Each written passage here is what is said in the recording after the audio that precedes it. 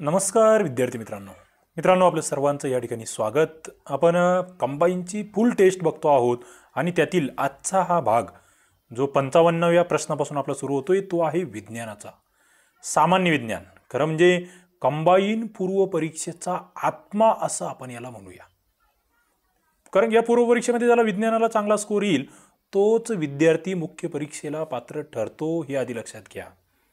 आणि आजचे जे प्रश्न आहेत ते इतकी विचारपूर्वक खूप मेहनत घेऊन या ठिकाणी काढलेले आहेत।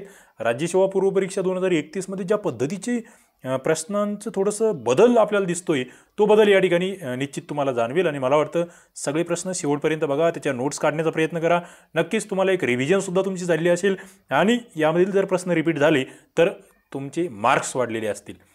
बघा, इथे पहिलाच प्रश्न आहे तो म्हणजे किरणोत्सारी समस्थानिके आणि त्यांच्या उपयोगावर हा प्रश्न आहे। थोडे लावायचे होते तुम्हाला की युरेनियम आहे, कोबाल्ट आहे, आयोडीन आहे आणि कार्बन आहे। कर्करोगासाठी कोणतं, ग्वायटरवरील उपचारासाठी कोणतं किरणोत्सारी समस्थानिक आहे, आश्मांचे वय काढायचे आहे, अणुभट्टी व्यवस्थित सगळ्यांचं। आता समजा इथे अचं 2 बघितले आपण, युरेनियम आहे, युरेनियम ग्वायटरसाठी आहे का नाही आम्हाला माहीत असलं पाहिजे, किमान 2 जरी माहीत असेल। आता कार्बन म्हटलं की तुम्हाला बऱ्याच जणांना माहीत असतं की या ठिकाणी वय मापनासाठी वापरलं जातं कार्बन। पुढे तुम्हाला युरेनियम म्हटलं की आपल्याला माहीत असतं की अणुभट्टीमध्ये जी अभिक्रिया होते तिथे युरेनियम आहे। पुढे कोबाल्ट वाचन केलं असेल तर नक्कीच मला वाटतं उत्तर येईल या ठिकाणी। ग्वायटर जे म्हणतोय आपण त्याच्या संदर्भातलं नाही, सॉरी, कर्करोग, कोबाल्ट आणि आयोडीन हे ग्वायटरवरील उपचारासाठी आपण या ठिकाणी वापरत असतो। ओके, तर अशा पद्धतीने या ठिकाणी दुसरा जो ऑप्शन आहे तो आपला करेक्ट येतोय, बरोबर येतोय। आपण पुढे जातोय। पुढचा प्रश्न आहे, नॅचरल गॅस हा उत्तम गॅस आहे असं विधान केलं आहे आणि मग खाली जर बघितलं तुम्ही तर 3 कारणं दिली की कशामुळे हा उत्तम गॅस आहे। पहिलं म्हटलं की त्याचा फ्लोरोपिक व्हॅल्यू हा कमी आहे, दुसरं तो धूरविरहित जळतो, तिसरं तो कोणताही विषाणू वायू तयार करत नाही। महत्त्वाचे मुद्दे आहे आणि मग तुम्हाला कोणती कारणं योग्य आहेत ते ओळखायचे। खाली मग 1, 2 व 3, 1 व 3, 1, 2, 3 योग्य म्हटलेलं आहे। नॅचरल गॅस ज्याला आपण नैसर्गिक वायू असं सुद्धा म्हणतो। आता तुम्ही जर बघितलं फ्लोरोपिक व्हॅल्यू त्याचा कमी आहे की जास्त आहे, महत्त्वाचा मुद्दा तो उत्तम का मित्रांनो, ते जास्त पाहिजे होतं, म्हणजे पहिलंच विधान चुकतंय। धूरविरहित जळतोय का, यस। तो कोणता विषाणू वायू तयार करतोय का, नाही। कोणताही वायू विषारी जो आहे तो तयार करत नाही, म्हणजे 56चं उत्तर जर बघितलं तर तुमच्या लक्षात येईल की पहिलं चुकीचं आहे। 2 व 3 योग्य आहे, उत्तर या ठिकाणी तुमचं येते 2 नंबरचं। ओके, पुढे 57 नंबरचा प्रश्न बघा। आधुनिक वैद्यकीय प्रतिमा तंत्र जे आहे त्याच्यानुसार मेडिकल इमेजिंग ज्याला आपण म्हणतोय, सिटी स्कॅन पद्धती जी आहे त्याच्यामध्ये कोणती विकिरण वापरले जातात, कोणती किरणं वापरली जातात। म्हणजे या प्रश्नांतर्गेतील एक सोपा प्रश्न असाही आपण म्हणूया।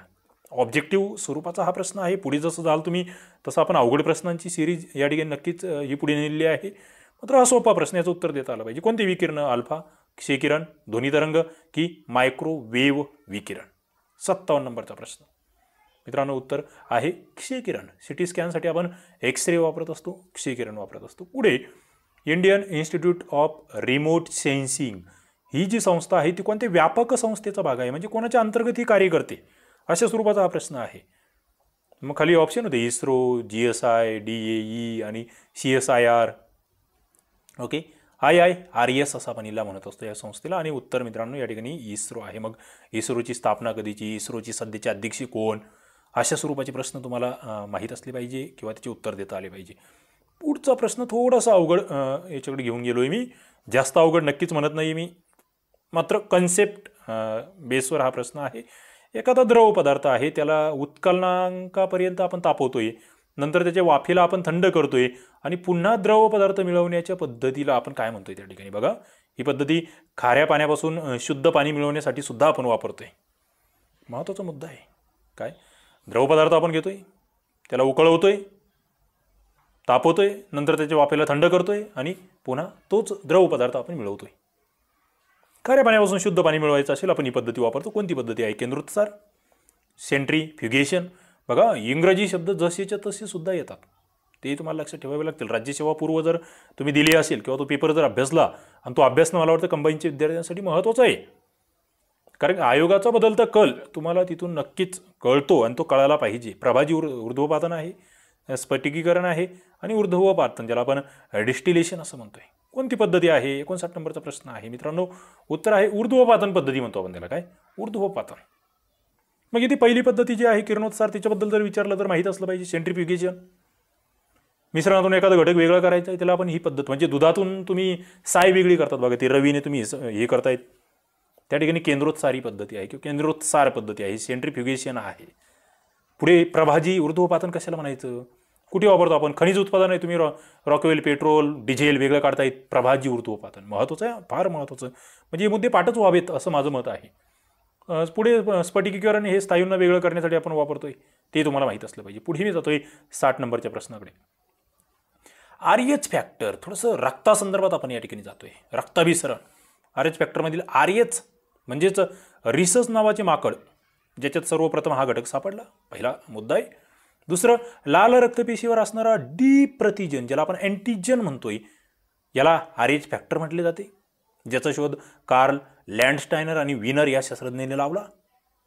महत्त्वाचे दोनही स्टेटमेंट या ठिकाणी व्यवस्थित वाचायचे आणि खाली कोणतं योग्य कोणतं अयोग्य ते बघायचं आहे तुम्हाला. 60 नंबरचा प्रश्न आहे बघा. RH फॅक्टर, रिसस माकड, यस बरोबर आहे. दुसरं, लाल रक्तपेशीवर असणारा डी प्रतिजन, ज्याला अँटीजन म्हणतो आपण, RH फॅक्टर त्याला म्हणतो आपण, यस बरोबर. शोध कोणी लावलाय? Karl Landsteiner. हे नाव तुम्ही नक्कीच ऐकलं असेल. दुसरं, विनर हे नाव आहे, ते सुद्धा लक्षात ठेवा. ओके, दोन्ही बरोबर आहे. ऑप्शन आहे का तसे? 1 व 2 योग्य. यस, पहिलंच ऑप्शन माझं येते.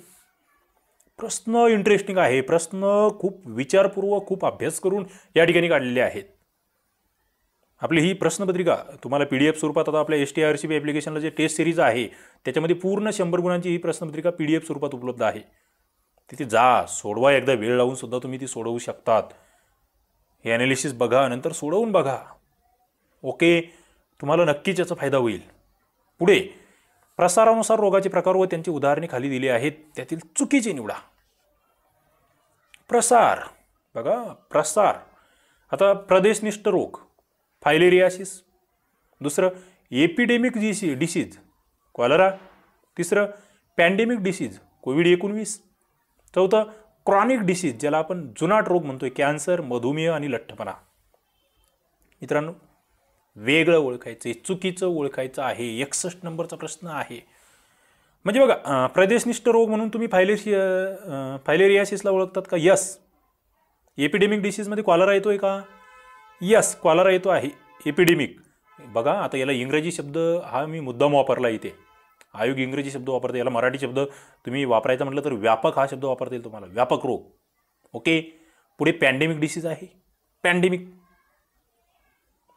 ज्यामध्ये कॉलरा आहे, हे COVID-19 आहे, पॅन्डेमिक म्हणून जाहीर केलं आहे बघा, तुम्ही ऐकलं असेल. पुढे हे प्रदेशनिष्ठ यासाठी एंडेमिक हा शब्द, एंडेमिक डिसीज. ओके, आणि चौथं हे क्रॉनिक जे आहे, हा कालावधीनुसार त्या ठिकाणचा आजार आहे. जुनाट रोग म्हणतो आपण, खूप जास्त कालावधी झाला आहे. नवीन रोग कमी कालावधी झाला आहे, त्याच्यामुळे चौथं विधान या ठिकाणी चुकीचं आहे. काय? चौथं महत्त्वाचं आहे मित्रांनो. मुद्दे नोटिंग करत चला, मुद्द्यांच्या नोट्स काढायला शिका. ओके, चला पुढे जाऊया. पुढचा 62 नंबरचा प्रश्न बघा, नवीन मुद्दाम थोडंसं तुम्ही हटके प्रश्न आहे हा. कनेक्टिंग लिंक्स हा स्वरूपाचा प्रश्न आधी विचारला गेला आहे, मात्र मी त्याला आणखी जास्त डेव्हलप केलं आहे. थोडंसं तुम्हाला आणखी त्या ठिकाणी विचार करायला प्रवृत्त करतो आहे. ओके, कनेक्टिंग लिंक्स अर्थात असे सजीव जे सजीवाच्या दोन्ही वर्गीकरणाचे गुणधर्म दर्शवत आहेत.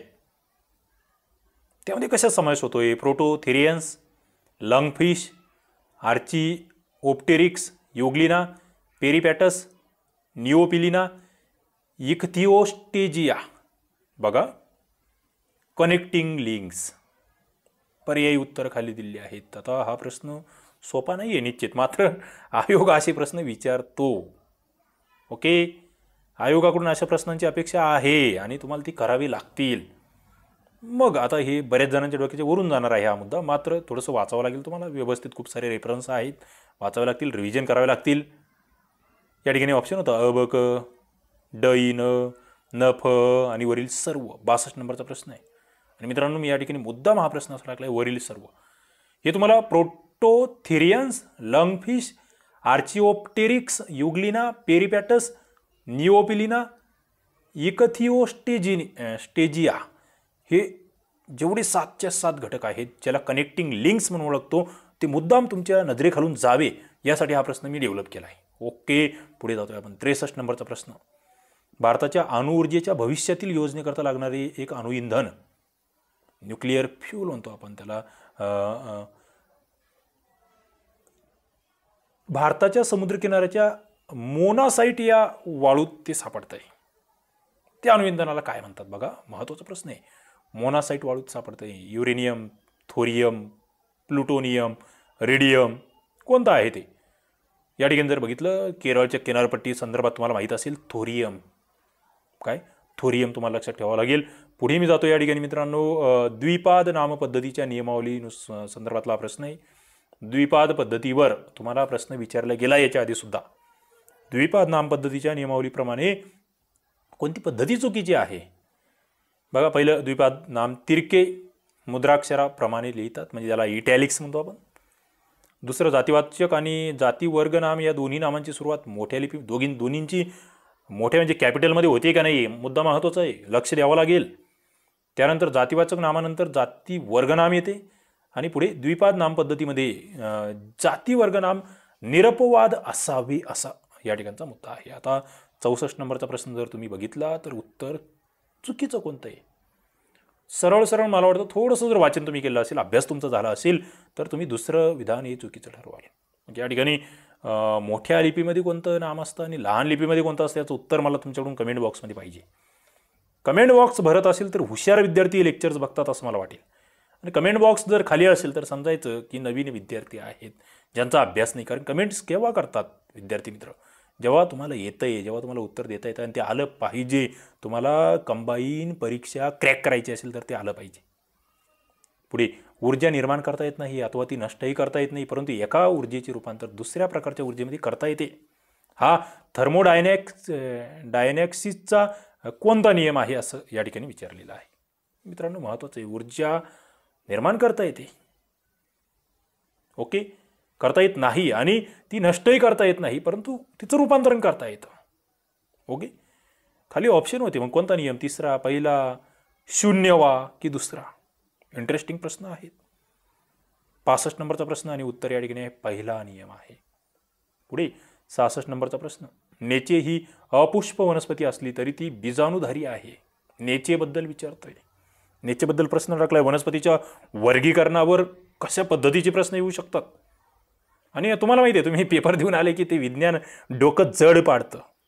विज्ञानाला तितका अभ्यास असावाच लागतो. तुम्ही म्हणत असाल सर अवघड वाटतंय आम्हाला, अवघड असणार आहे विज्ञानाचा पेपर, तुम्हाला तितका अभ्यास करून जावा लागणार आहे. नेचे अपुष्प वनस्पती असली तरी ती बीजाणुधारी आहे आणि त्याचे खोड भूमिगत आहे, पहिलं विधान होतं.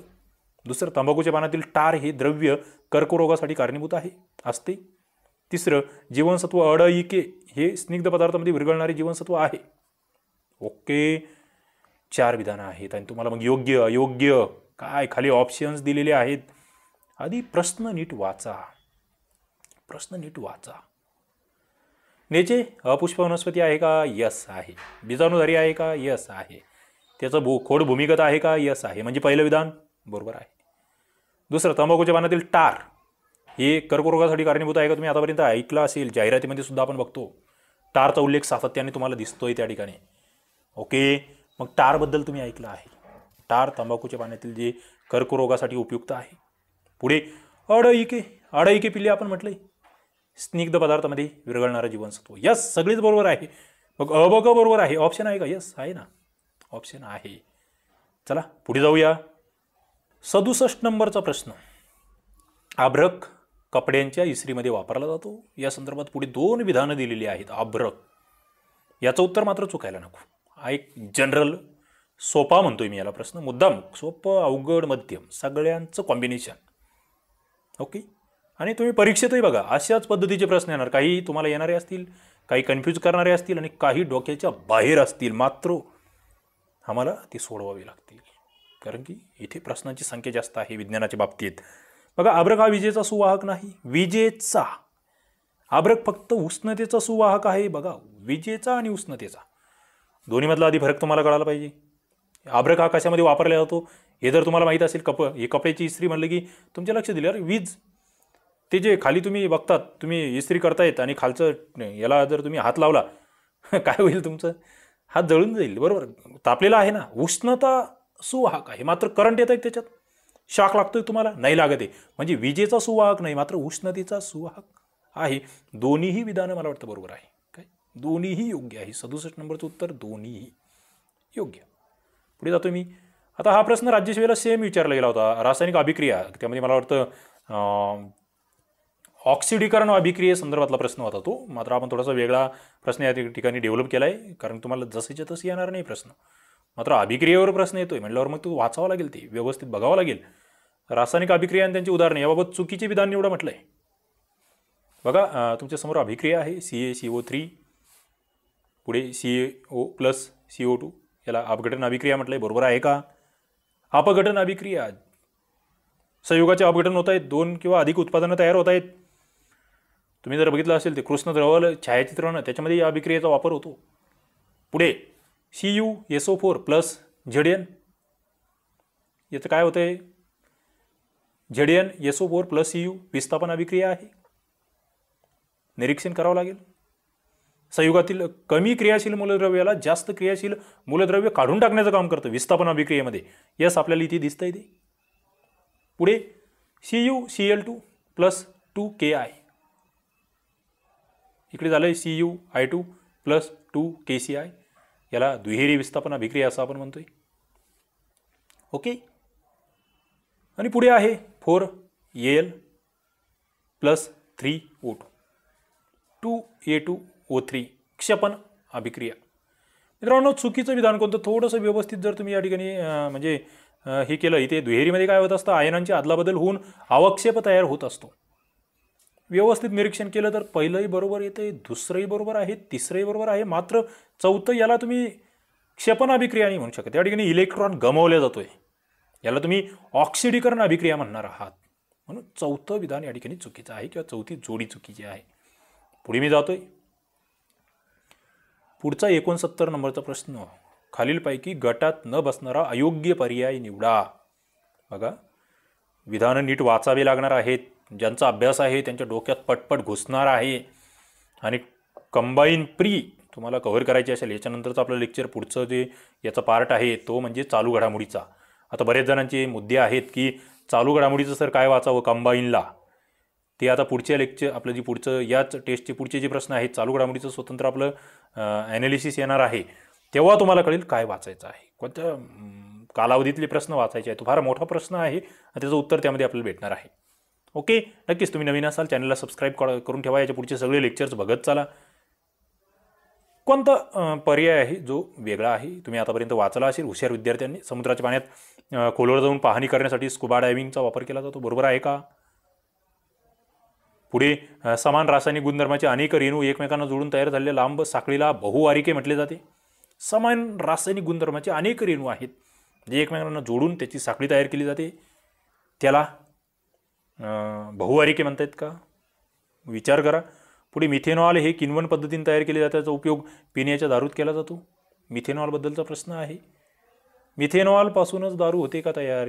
किण्वन पद्धतीने तयार केलं. मिथेनॉल महत्त्वाचं आहे. मिथेनॉलच आहे का की काही वेगळं आहे? विचार करा. पुढे मॉर्फिन हे ओपियम पॉपी यापासून बनवतात आणि वेदनाशामक म्हणून याचा वापर होतो. मॉर्फिनबद्दलचा हा मुद्दा आहे. मित्रांनो, व्यवस्थित सगळ्या प्रश्नांचं जर निरीक्षण आपण केलं तर तुमच्या काय लक्षात येत आहे? इथे तिसरं जर तुम्ही बघितलं ना, इथे मिथेनॉल, तर हे चुकीचं आहे. मिथेनॉल हे दवाखान्यामध्ये स्पिरिट म्हणून वापरतो आपण, हे लक्षात घ्या. म्हणजे त्याला वूड स्पिरिट असं म्हटलं जातं, लाकडापासून तयार केलं जातं, विषारी असतं ते. हे मिथेनॉलच्या जागेवर इथे इथेनॉल पाहिजे होतं. इथेनॉल. ओके, इथेनॉल आहे जे किण्वन पद्धतीने तयार होतं, त्याचा वापर पिण्याच्या दारूमध्ये केला जातो. इथेनॉल लक्षात ठेवा. इतर बरोबर आहे. मग मॉर्फिन बरोबर आहे, वरचे 2 विधानं बरोबर आहे. म्हणजे 69चं उत्तर 3 आहे. पुढे जातोय मी. 70 नंबरचा प्रश्न, खालील विधानांचा विचार करा. आधुनिक आवर्त सारणीमध्ये मूलद्रव्यांची मांडणी अनुअंकानुसार करतात. दुसरं, या आवर्त सारणीत 6वे आवर्तन हे सर्वात दीर्घ आहे, त्यातून एकूण 32 मूलद्रव्ये त्यामध्ये आहेत, तर 7वे आवर्तन अपूर्ण आहे. पुढचं, आधुनिक आवर्त सारणी दिमित्री मेंडेलिव्ह या रसायनशास्त्रज्ञांनी मांडली. चौथं, न्यूलँड्सनी हायड्रोजनपासून थोरियमपर्यंत थोरियम म्हणूया आपण त्याला, थोरियमपर्यंत 56 मूलद्रव्यांची मांडणी केली. काय आहे खाली म्हटलं होतं मग ए व ब योग्य, ब व क अयोग्य म्हटलं होतं, फक्त क अयोग्य, अ ब ग योग्य आणि सर्व योग्य. मित्रांनो, व्यवस्थित जर तुम्ही विधानं वाचले तर मला वाटतं हा प्रश्न सोपा आहे, निश्चित सोपा आहे. 70 नंबरचा प्रश्न आहे. उत्तर त्याचं जर बघितलं तुम्ही तर पहिलं विधान आधुनिक आवर्त सारणीमध्ये अणुअंक, यस बरोबर आहे. 6वे आवर्तन सर्वात दीर्घ आहे, बरोबर आहे, 32 मूलद्रव्य.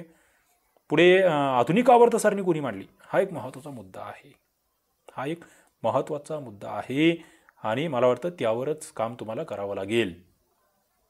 या ठिकाणी जर तुम्ही बघितलं तर आधुनिक आवर्त सारणी मेंडेलिव्हने म्हटलं जातं, मात्र मेंडेलिव्हने नाही मांडली, ती हेनरी मोसले याने मांडली आहे. मग त्या ठिकाणी ते तुम्हाला माहीत असलं पाहिजे, 7 आवर्तनं आहे, 18 गण आहे, ते तर पाठच करून ठेवावं लागेल तुम्हाला. ओके.